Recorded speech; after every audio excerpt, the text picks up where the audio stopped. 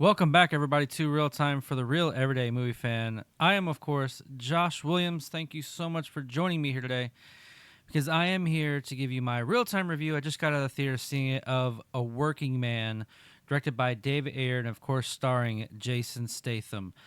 Now, coming into this, I was expecting something that we've been seeing lately of Jason Statham, kind of like turn your brain off, go in and watch a fun action movie, enjoy enjoy what he brings to the table, and then just shove some popcorn in your face and have a good time. And I kind of got that. We'll get in more into that here in just a second, guys. But if you like what if you like what you watch here and you like the content we provide, please be sure to subscribe to the channel, hit that notification bell so you receive all of our great content we have for you here on Real Time. Now, let's kind of get into this here a little bit. And this is spoiler free, by the way. So if you haven't seen it, you'll be fine. I'm hopefully giving you a reason to possibly go and see this. So this movie stars Jason Statham, has Michael Pena in it as well. David Harbour plays a small role in it. And it revolves around a guy who, prior military, you can see it in the trailers, and the boss that he works for, his daughter goes missing.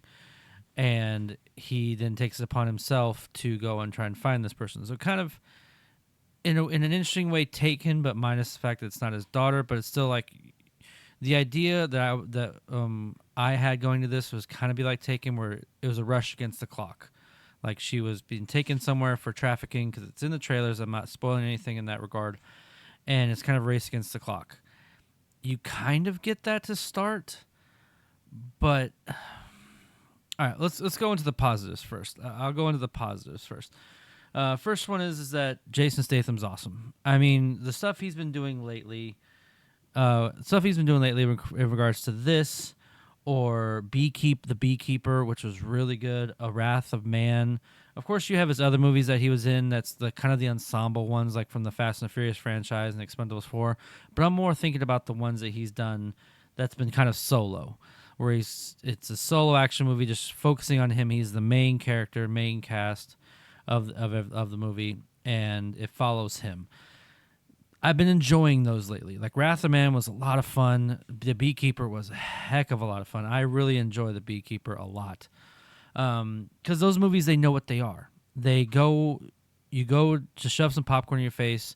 There's not a whole lot to the story. It's a very basic story. Not in a bad way. It's just it's doesn't try and be more than it is. Doesn't try and add too much meat to the bones, because you're there to enjoy an action movie and watch Jason Statham beat the crap out of a bunch of people for doing bad things. This movie, it kind of does that in a way that the action is a whole lot of fun. Like you see, like just like in anything else he's been in, it's high octane action, and you can really feel it in the sound effects that they use, in the action set pieces, where it's kind of wide angle lens, not too fast of cuts, where you get to really enjoy the action to see him do what he does best. Now, that's all well and good if you're trying to stay in that lane. This one, it starts off really good. It introduces the characters. It introduces who his bosses are, and kind of like they're a nice family. He's just a guy trying to do his job, and every once in a while he decides to try and help people when he can, where he can. And then his daughter, the Michael Pena's daughter, gets kidnapped, and so he takes it upon himself to help, like I said before. Starts off great, and then he starts off when he's going to look for her. He does some things here and there that's kind of stealthy to help find her, and then it goes off on this weird tangent in the second act where he I'm not going to spoil anything, but he hooks up with this other like guy who's sort of connected to them in some way, and he tries to find an in a weird way where he couldn't just, I don't understand why he couldn't just bulldoze his way through like he kind of has, but he was before, and still try and find her way there. Like that second act to me dragged a lot, and David Ayer sometimes is bad about this. Like some of his other movies that he's done, like Bright from Netflix, or Suicide Squad, The tax collector could be another one that you can kind of like. Don't get me wrong, David Ayer is a great director. I love End of Watch. I love Fury. I love The Beekeeper because he did that as well. He tried to make this movie, try and give it some more story and more things to go off of. Like I think he was trying to make it as 2 hours as possible, but he could have cut a lot of stuff in the second act and made it an hour and a half to an hour and 40 minutes, and it still would have been a lot better. But I will say, once it gets to the big set piece at the very end of the third act, that's where it gets a lot of fun. He I'm not going to spoil anything, but it's a lot of action, a lot of shooting, and I had a really good time watching that. And the biggest thing for me is what makes this movie make up for its second act is Jason Statham. For me, I've always said that there is a big difference in Hollywood between a Hollywood actor and a movie star. A Hollywood actor is someone like a Denzel Washington in an action movie, where he's an amazing actor, but he also can put on a heck of a action performance and put on, combine the two of great acting and great action.